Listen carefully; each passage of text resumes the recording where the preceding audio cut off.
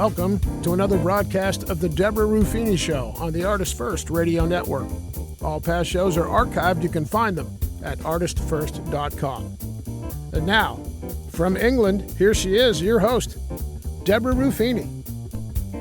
Greetings from England. This is Debra Rufini with another broadcast of the Debra Rufini Show. Today it is my great privilege to be speaking with my good friend James. James and I have been in contact through I guess it was a debate forum where I was impressed with his wisdom, and he sort of came to my rescue when there was a bit of a heated moment going on. Didn't you, James? Do you remember that? It was sometimes it doesn't always run smoothly. That was it was a while ago now. It was, yeah. I was trying to think how long ago it was actually. It was, probably about 2 years ago. Wow, was it really? Yeah, you know how time just kind of disappears very quickly. It does, yes. It was, yeah. It would have been about that time. But no, thank you so much for your wisdom and breath of fresh air. As we know, Facebook. Isn't always a breath of fresh air, is it? No, it isn't. I mean, all social media is a bit of a double-edged sword, isn't it? Really. Yeah, it is, isn't it? It's getting the sort of just taking out the good from the not so good.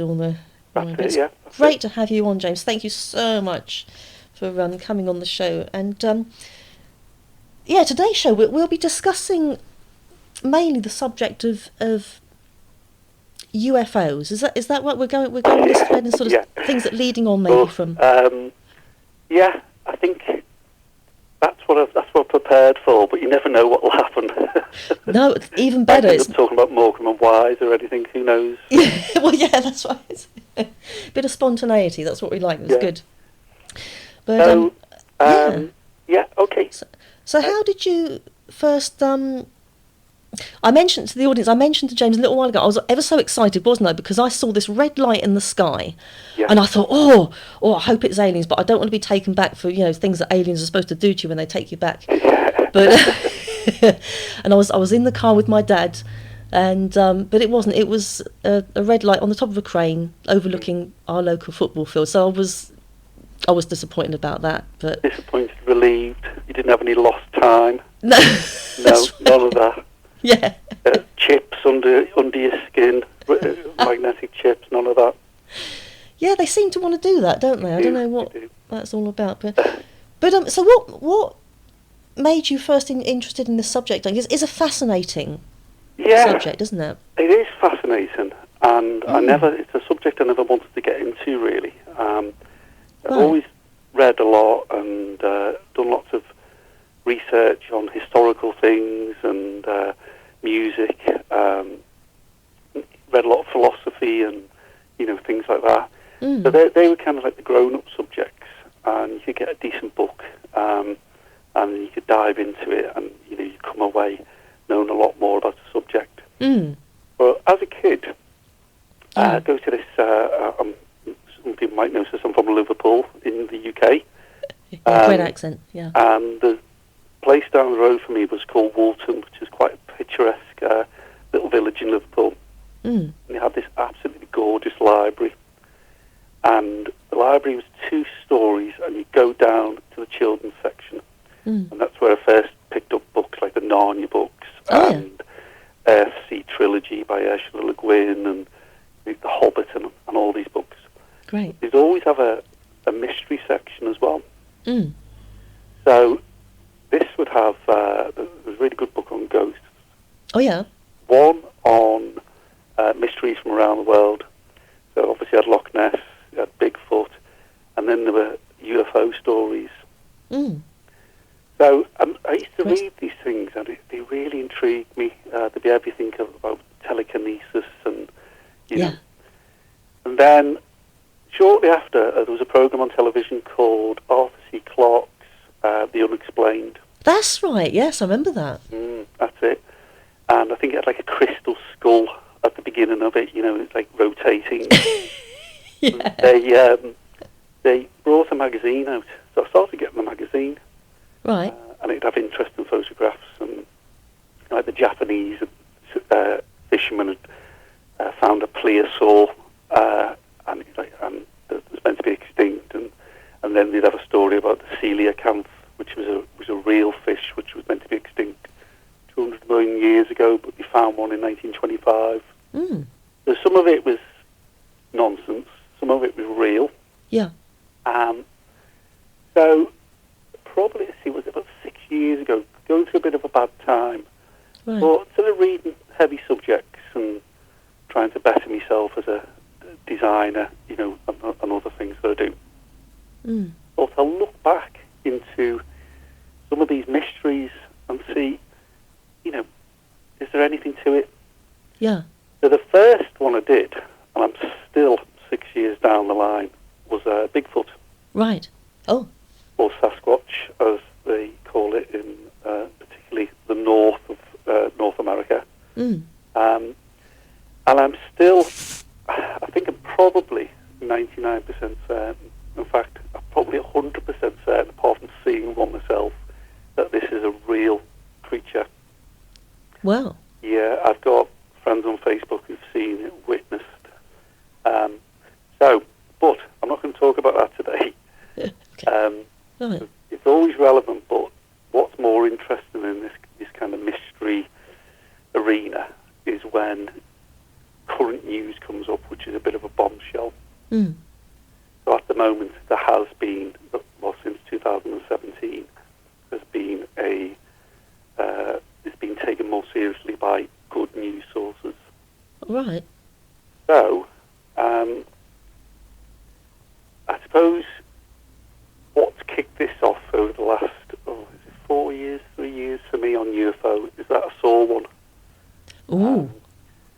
So it was bonfire night, Yeah. and I know what you're thinking. I saw a firework, or a Chinese lantern.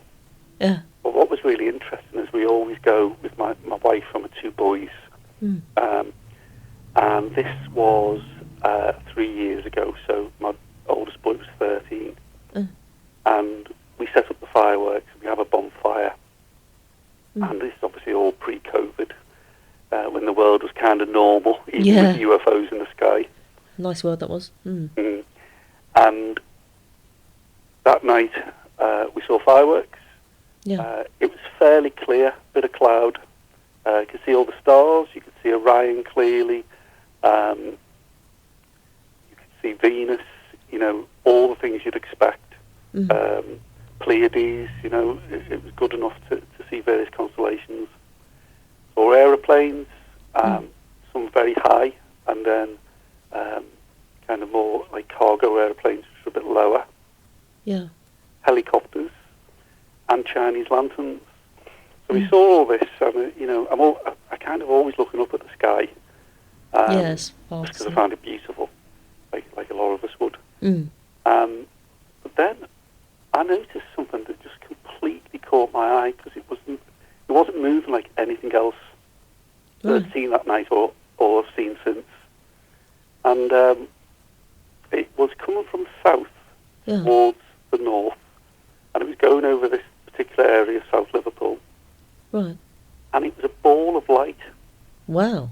And the way it moved, it was a bit like if you put a ruler down and then you drew a line so that the line was completely straight, but it was just a single point of light.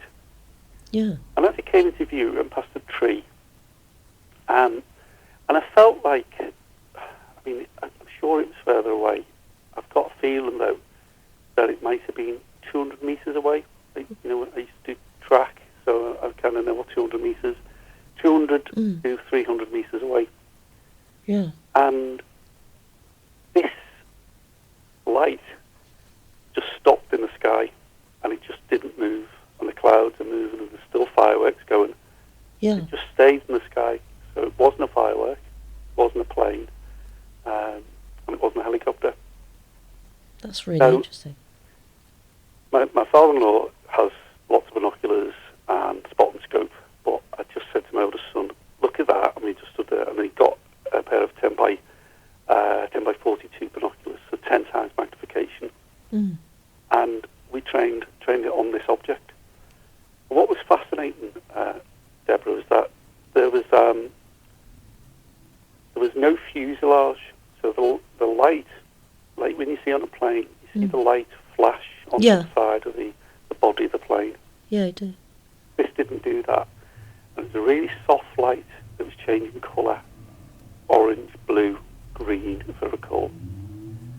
So Wow. we both had a look, and it was just there in the sky, probably for about a good 2 minutes.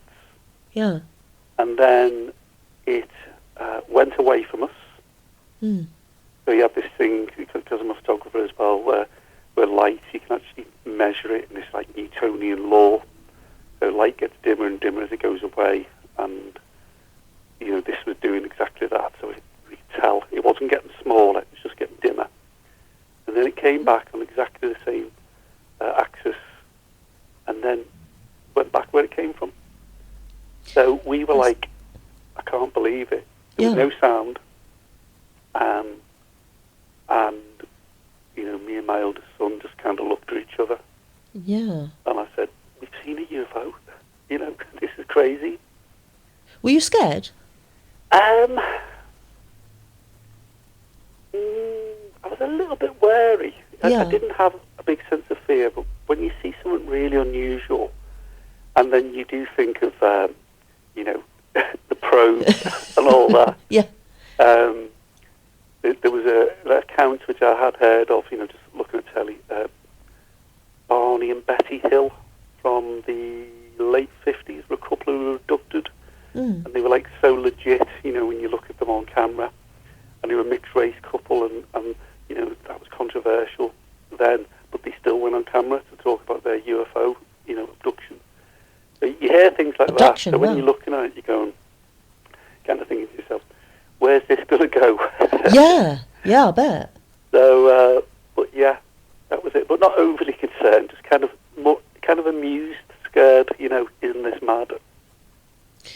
Yeah, and it's probably a mixture of feelings, because first of all, you don't expect to see something like that, so that may have taken over more than anything else, possibly. Yeah, that's it. It's not the usual sight you see in Liverpool. We've got plenty of sights, but that's not the usual one. Is that So, yeah, so that's kind of where I started to take it a bit more seriously. And what's happened is that there are some really good researchers around the world, and a couple in Britain. And you kind of have a bit of a BS detector with some of them. So I treat it.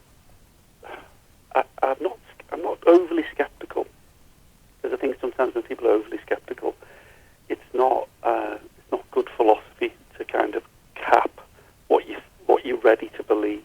But Yeah. at the same time, I like it when you've got like a decent witness, a credible person who does a credible job.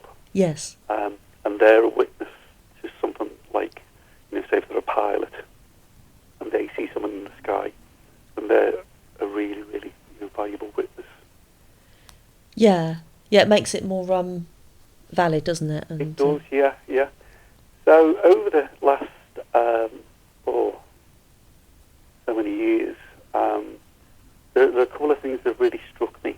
And it's when you see interviews on television, and it's nothing to do, like the whole ancient aliens thing, it's just most of it, well, I'd say the majority of it is absolute rubbish. It's so easy to debunk things like aliens built the pyramids and yeah. so on.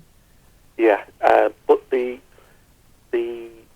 where it starts, I think, in terms of good history, is starts in World War II. Right.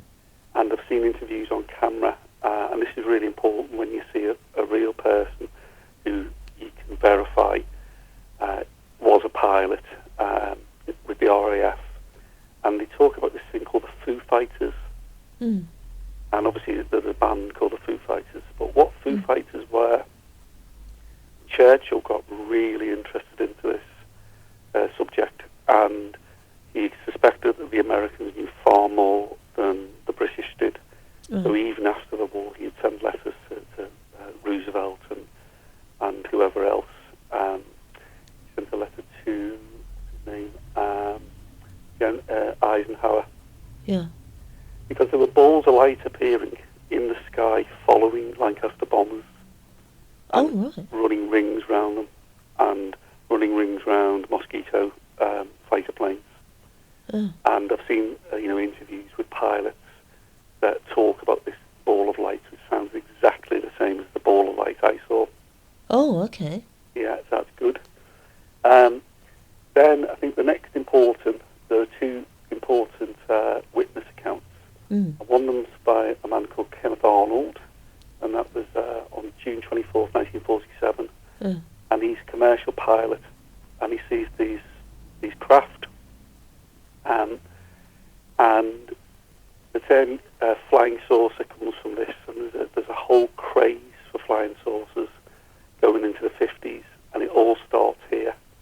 Kenneth Arnold is going over Mount Rainier in Washington State, which is on the left-hand side of America. And he saw these objects, but what he actually said they were crescent-shaped, so they weren't, flying saucers. And he stuck with his story his entire life, and there were 6 of them, and they did unusual movements. They had no tail, no propellers. They weren't jets, because they did have jets then, just at the end of World War II. But they make a lot of noise, So that was on the first witnesses, and then the famous Roswell. So yeah. What do you know about Roswell yourself? Well, I know that I saved the film to my YouTube saved items because I have no idea about it. That's what I did last night. It's funny you mentioned Roswell, but no, tell me. Talk to us about it. Yeah, well, Roswell, it's 1947 again. It's July the 8th.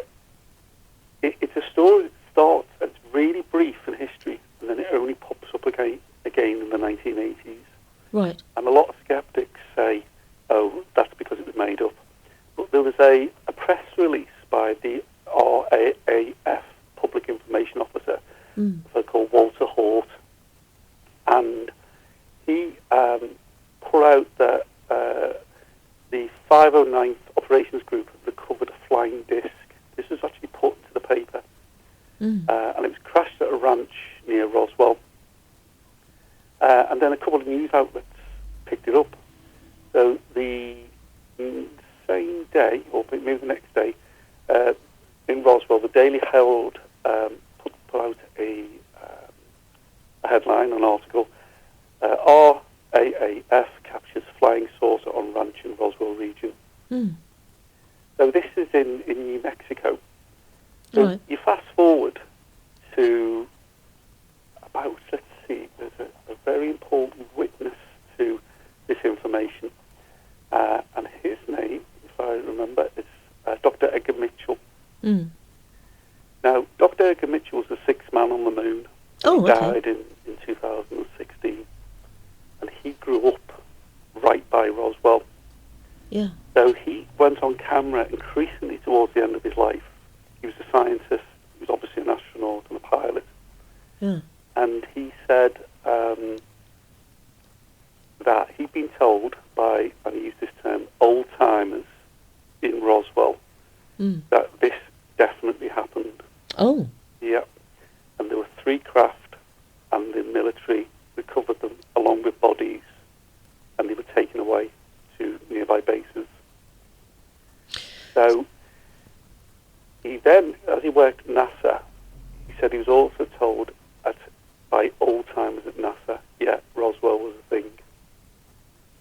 So to me, when the 6th man on the moon, who's also a scientist, start to put his word to this story, I find that fascinating. Yeah, it is. So what about the whole because in doing a little search, I saw the thumbnails with this sort of alien autopsy, and is that genuine, do you think? Yeah, well, that was there was meant to be a film of this alien autopsy. It came out, and then the whole thing's kind of proven to be fake. But the memory lingers on. The kind of ghost of this is that there was an original film. There have been people come forward to say that they were there at an autopsy. I don't know the names off the top of my head. Yeah. But Roswell is it's just fascinating. There have been so many witnesses put on camera from the local area, including police Oh, right. Yeah, it's and one of the people I follow is a trained historian called Richard Dolan, Mm. and he does the Richard Dolan show on YouTube. And if anyone's interested, Okay. he's a really good source because as a trained historian, he's really diligent. Mm. So after that, there's another astronaut who is called Gordon Cooper, Yeah. and he died, when did he die? Probably early 90s maybe. Mm. But he claims to have seen a UFO in 1951 over Germany, Right. when he was an Air Force pilot. Then in 1957, he said that one landed at Edwards Air Force Base in America, right in front of him, and a couple of others actually landed, and they approached it, and it flew off. Wow. So Edwards Air Force Base was a testing ground for technology. So he doesn't think it was American technology, but he said he didn't see anything like it, afterwards, and he'd never seen anything, to his knowledge, that say the Air Force secretly have. That it made no sound. It was a disc shape. It was dull metallic, like gunmetal grey, and off it flew. So when you get two astronauts putting a name to it, it starts, my ears prick up, basically. Yeah, of course. Yeah, so I suppose the reason why I suppose talk about this now is that since 2017, things have got stranger still. Now, this has always been a silly subject, even though there have been serious researchers and very serious people. Mm. But what happened in November of 2017 is the New York Times ran an article where the three journalists, let me just get the names, Leslie Keane is one of them, very well respected, Helen Cooper and Ralph Blumenthal. They did this article, and then I think it went into Politico as well, where they'd been told by a member of the Pentagon that there'd been a study that was still ongoing on the UFO phenomena. So they actually now call them UAP. Right. And UAP is unidentified flying phenomena. Right. Sorry, UA. I got this wrong, haven't I? Unidentified aerial phenomena. That's what I meant to say. And that's a term that comes from the MOD. So our government have this in their files, and that's what they call when people see lights they can't explain or craft they can't explain. So this article then had a couple of retired Air Force personnel. Yeah.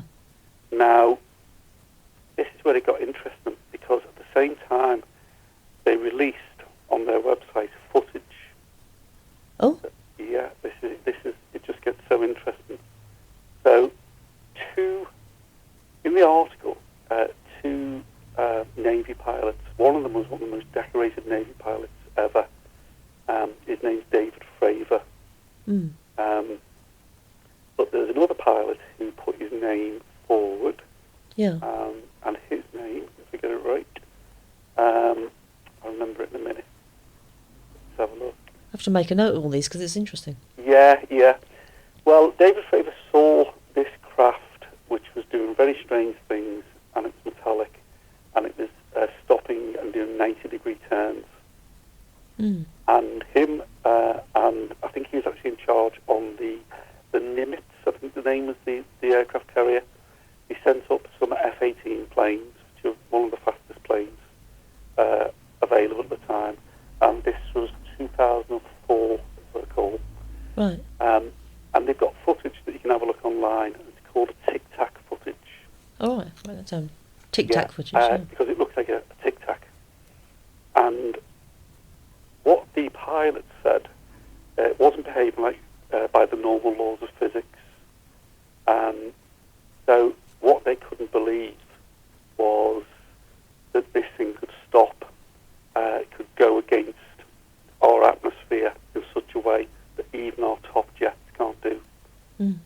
So that was one of the really interesting things about it. But since then, it's just escalated more and more, and it gets quite bizarre because around the same time, this kind of information was released by this new organisation called To the Stars Academy, and quite a few ex-senators,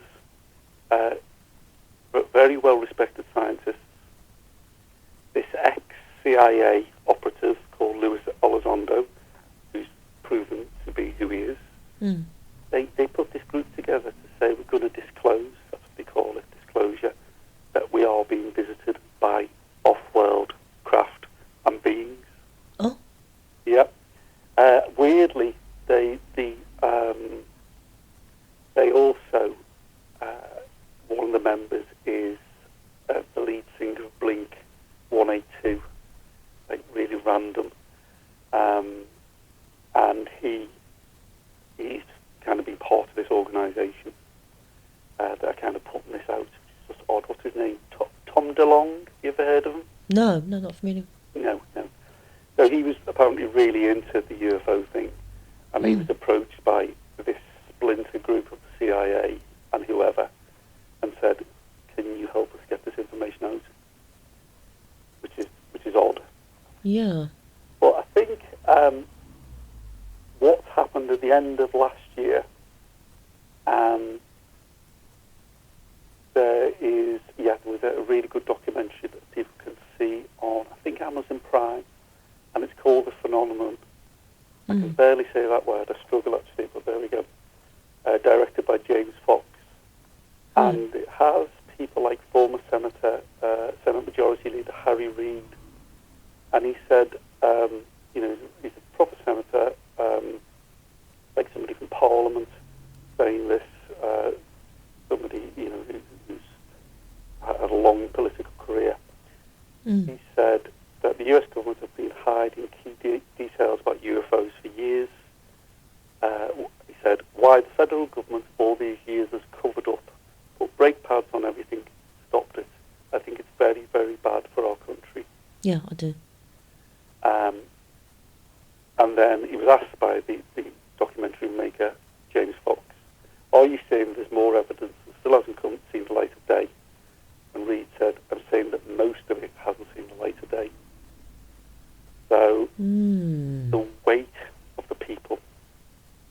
But the latest thing was it last week? Or the weekend?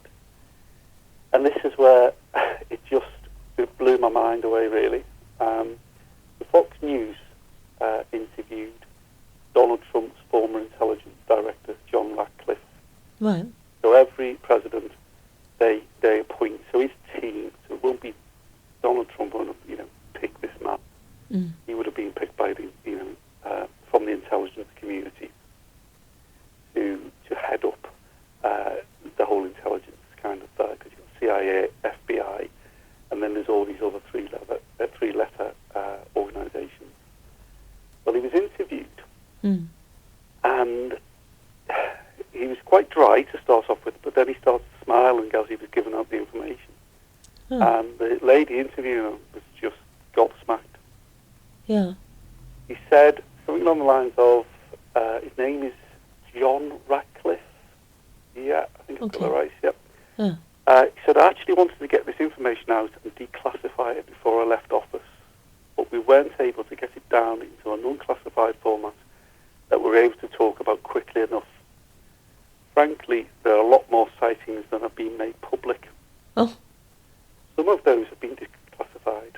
And when we talk about sightings, we're talking about objects that have been seen by Navy or Air Force pilots or have been picked up by satellite imagery that frankly engage in actions that are difficult to explain, movements that are hard to replicate and that we don't have the technology for, or travel at speeds that exceed the sound barrier without a sonic boom, which is impossible.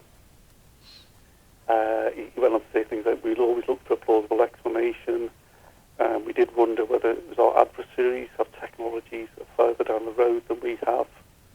But there are many instances where we don't have good information, good explanations. Yeah. The lady interviewing was called Bartiromo. Yep, sounds Italian. But there's unidentified sightings all over the world. Multiple sensors are picking these things up, and there's a lot that the public just haven't been told about. So he's talking about pilots seeing them come out the sea. Oh, that's interesting. Yeah, totally. Pilots, astronauts, NASA on camera. This is all going to be revealed, and one of the reasons why he's speaking now is dear old Donald Trump. Yeah. He's put an ultimatum, or he did put an ultimatum, that they're going to have to follow that all the three-letter, like the CIA and so on, have to give out files on the UFO or the UAP, their experiences and their information. They have to do it, and I think it's only about 3 weeks or something until they have to meet that deadline. Oh, okay. Yeah, so this is why people are coming out the woodwork, really, senators and pilots, and there is meant to be a really big reveal coming up in June. Oh, okay. Yeah, according to people in the know. That's going to be interesting. It is. So, I mean, there's so much kind of weirdness in this community, and I never wanted to get into this, so I'm never going to go to a UFO conference, I think. Well, I think you should. Yeah, I probably should, really. I'm not snobby against the people at all, but it's just, it gets so strange. And it's not all nuts and bolts and flying spaceships. It's, well, I recommend anybody watch that James Fox documentary. Yeah, that sounds good. Yeah, it's amazing, Deborah. It goes into a case in Australia and a case in Zimbabwe, where a craft lands at a school. The kids see it. Oh, right. Yep. Beings get out, and the interviewer shows footage where the kids were interviewed in the 80s. Oh. Yeah, and then shows footage of them now, still tells the same story. It's that, to me, in that documentary, was the most compelling. Some people haven't seen each other for years, and they've flown together back to Zimbabwe. And they interviewed the teacher, who's now the head. So you can see why this is kind of occupying quite a lot of my headspace at the moment.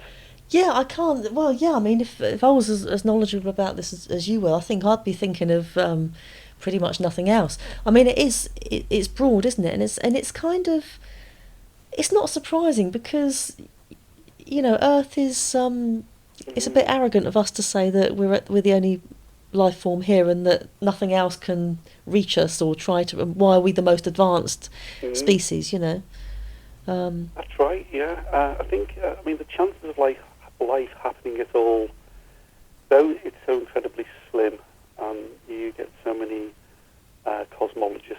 I mean, one particular said the chance of life happening on this planet were like throwing a dart across the universe and expecting to hit a balloon.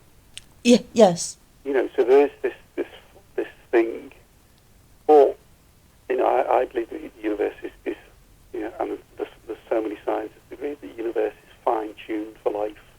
And even within the first Planck seconds of the universe, 14.7 billion years ago, beginning, it seemed the setup was there right from the beginning of the way matter was formed.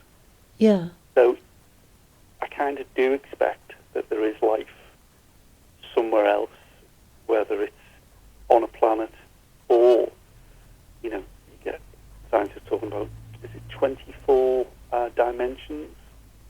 So we're in 4, which includes time. But then there's these things, it's just, there's a lot to think about. And because of the, some of the names I've mentioned, Harry Reid and David Fravor, the pilot, and Cooper, the astronaut, and Dr. Edgar Mitchell, 6 Men on the Moon, you know, your ears prick up and you think, yeah. Yeah. So, yeah, there you go. And it's kind of, if you think about it, like, you know, an unlimited God isn't very likely to produce a limited supply of life on a limited planet, is he? Yeah, that's it. You know, we both believe in God and creative, loving God, who's the maker of everything seen and unseen, of all heaven and earth. Why wouldn't there be other life? You know, because there are different types of beings in our belief system. Yeah. But yeah, maybe just standard creatures, you know, throughout the universe. I mean, we start off with single-cell organisms, which are so incredibly complex, and then they jump up amazingly to like trilobites in a very short space of time, and more research says it's even a shorter space of time than previously thought. So, who's to say that in the Milky Way, even with all these Goldilocks planets, that scientists keep spotting that this planet is close enough to their star and it's the right mass, you know, and it looks like it's got water on it because of the way light's refracting off it. Right. Who's to say that life, as you say, hasn't developed there through this weird mechanism called evolution? Absolutely, and yeah, we could be sort of underestimating the divine creator's abilities if we think it's just limited to our planet alone. Absolutely, yeah. Talking of which, my youngest son's just popped his head in, so he's gone again. Hopefully, yeah. He's intrigued by what's the conversation. He doesn't know what's going on. So I only get so much airtime talking about this with my family, because that with, you know, all the other subjects alike, that, you know, the alien thing, my wife just like, no, I don't really want to listen to. So it's been, you know, for me to actually just sit here and you allow me to talk. Feel like therapy. So does she not believe, or is it kind of... It's interesting, isn't it? Because I think sometimes we can sort of be in denial of the unknown, or fearful of the unknown, or dismissive of the... Yeah. It's not that she doesn't believe, and she kind of sees the logic behind it. It's just really interesting. Some people don't find this interesting. It's like, just tell me when we know it's true. You know, and it's considering that the Independent, the Guardian have reported on some of the 2017 onwards information with this To the Stars Academy and these Navy pilots. Why have I never ever seen it on mainstream television? You know, I've never seen it on the BBC. So you'll talk about, you know, there's a rover on the moon at the moment. They'll talk about that. So I'd say to my dad, do you know that this is all happening? That you know, ex-CIA and senators and so on have come forward. You know, it's happened. He said, well, it'd be on the news. That was the first thing he said. And then it's a bit of a headlock, that, because it's not, as far as I know, being on British news at all. No. It is on America, on Fox and some of the other channels. I think on the left wing and the right wing channels.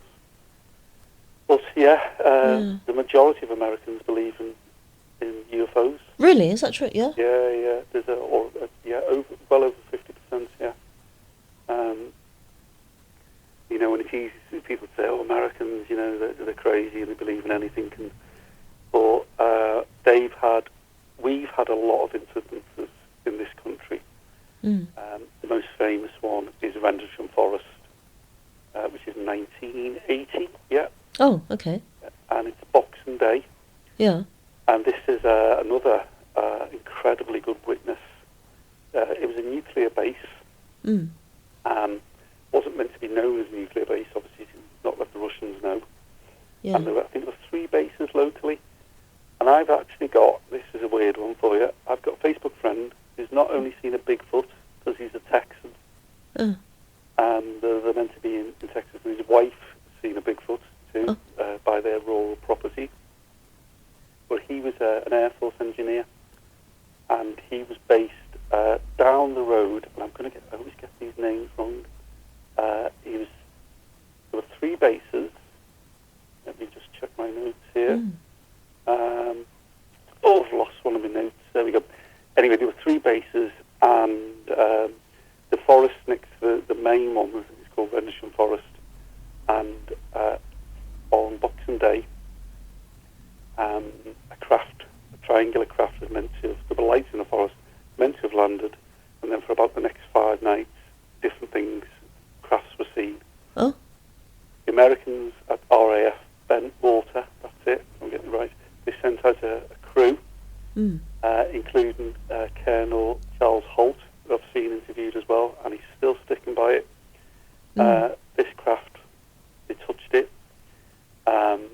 They've been really sick ever since. Oh. Yeah. It gets weird, they've been really ill.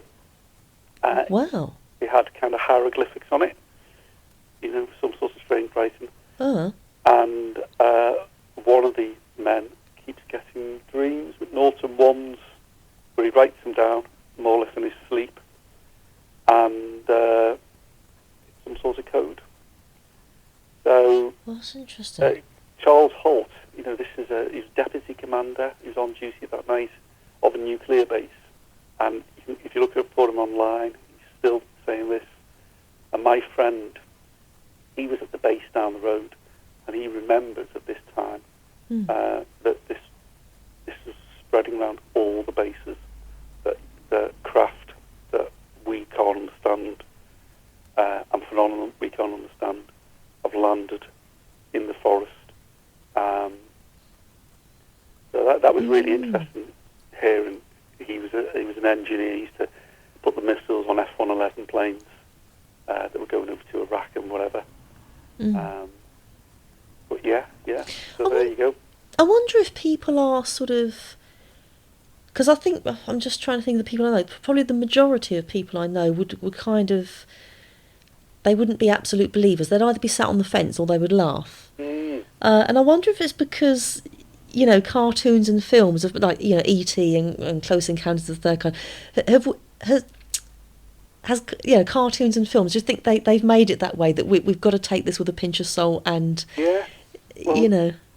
That's interesting you say that. There was a project that ran for many years, and I think it finished in about 1973, called Project Blue Book. And that was an American project about the UFO phenomenon.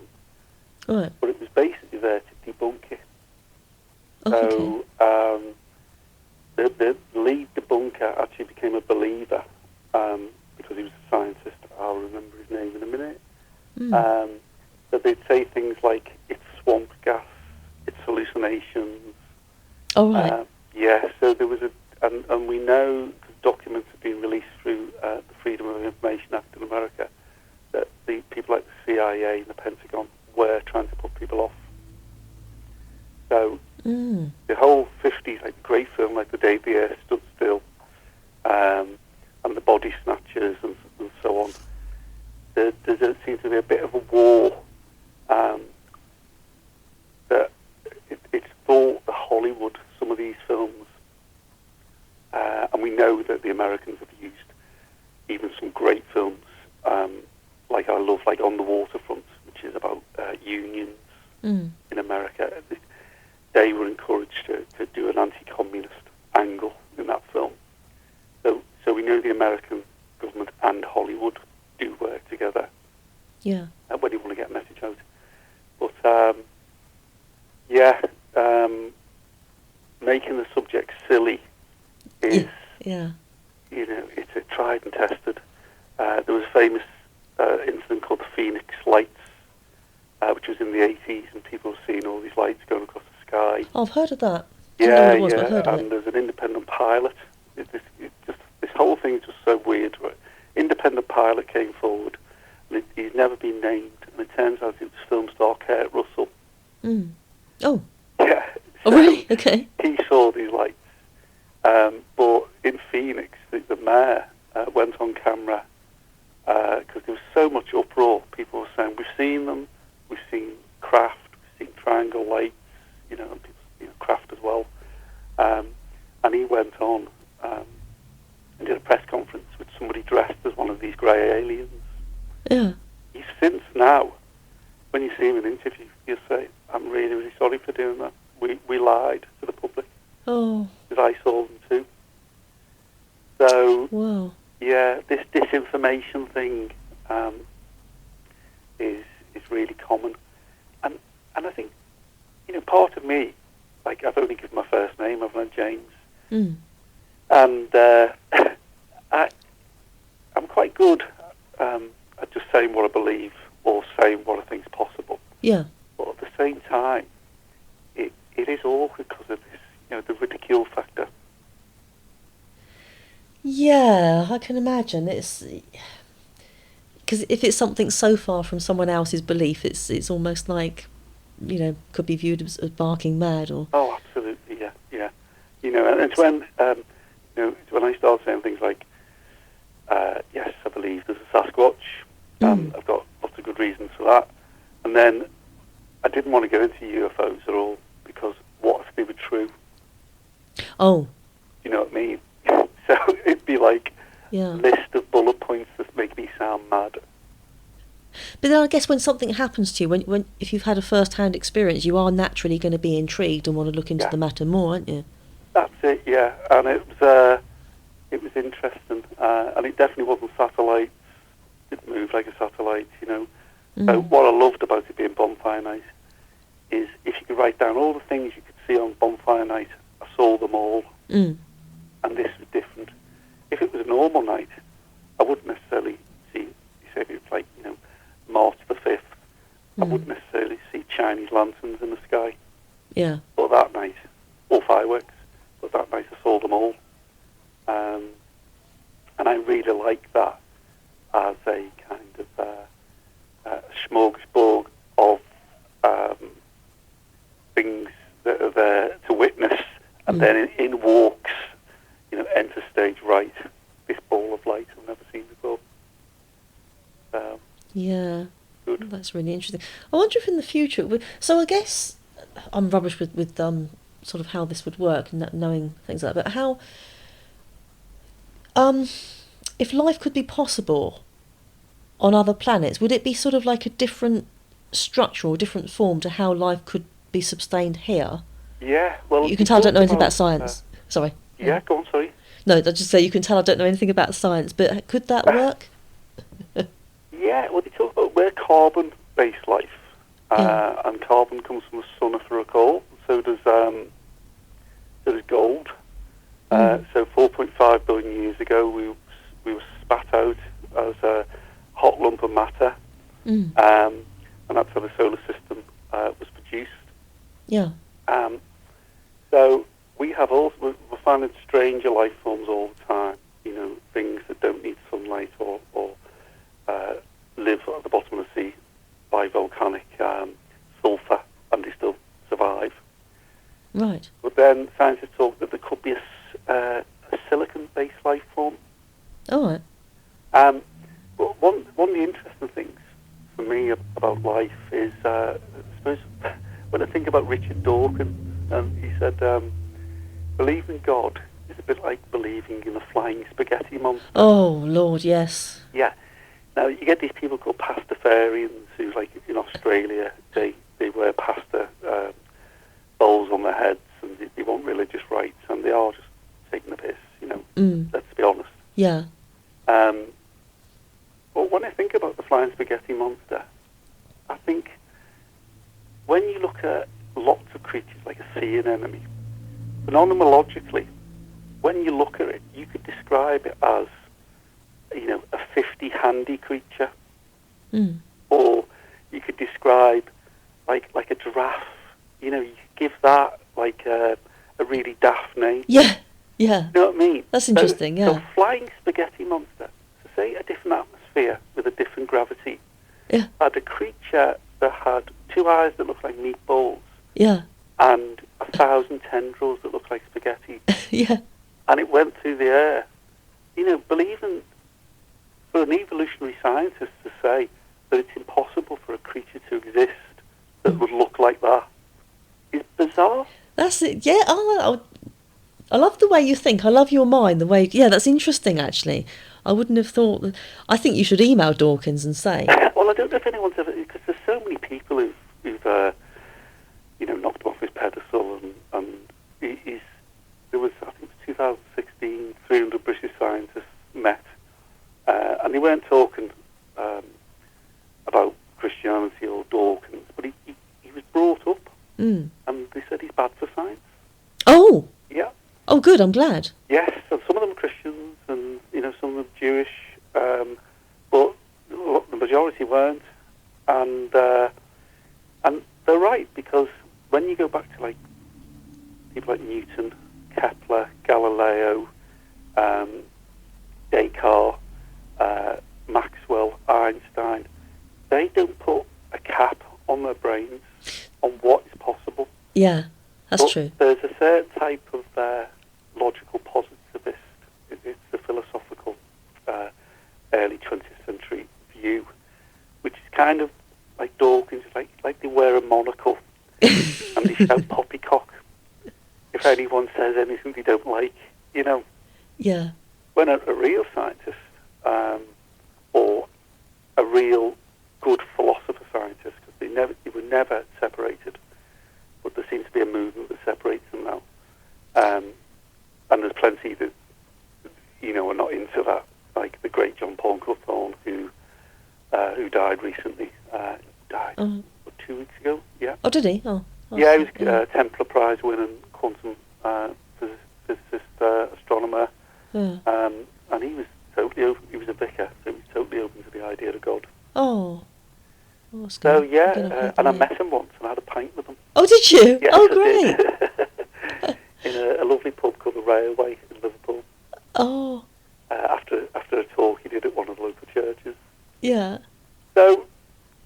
Yeah. I think you need to meet with Richard Dawkins. If you met with Richard Dawkins, I think you could steer his mind around to other things. Yeah. Well, it's so strange what people definitely choose to believe and what they definitely choose not to believe in. Yeah. Because, reality is strange. Waking up every morning, and your reality gets turned on. Wow, I'm here. Consciousness is incredibly strange. Oh, isn't it? Yep. What freaks you out the most about? What is it about consciousness yourself that weirds you out? Well, it's just the fact that crumbs. I had a chat with someone the other day, and they said, "Oh no, stop! I don't want to think about it." And it's the fact that you and I are talking right now, James, but you and I can't prove, because it's only been taken in by our consciousness. I could be. Yep. Sat on the loo or doing the washing up, and I'm just imagining that. Do you know what I mean? Yeah, totally. And it's kind of this, what I see as I'm holding a pen. What I see as a pen, someone else may see as a sausage roll. How can I prove that this thing's called pen and I'm seeing it as pen? And also dreams. I mean, what goes on? The odd things that you have. Think, where on earth did that come from? Yeah, that's it. And often it feels so real, so you can't really say that isn't the reality. Yeah. Yes. Yeah, and I had one. I won't go into it. I'll spare you. I'll spare my reputation. But that sounds intriguing. I woke up like that was so strange. Yeah.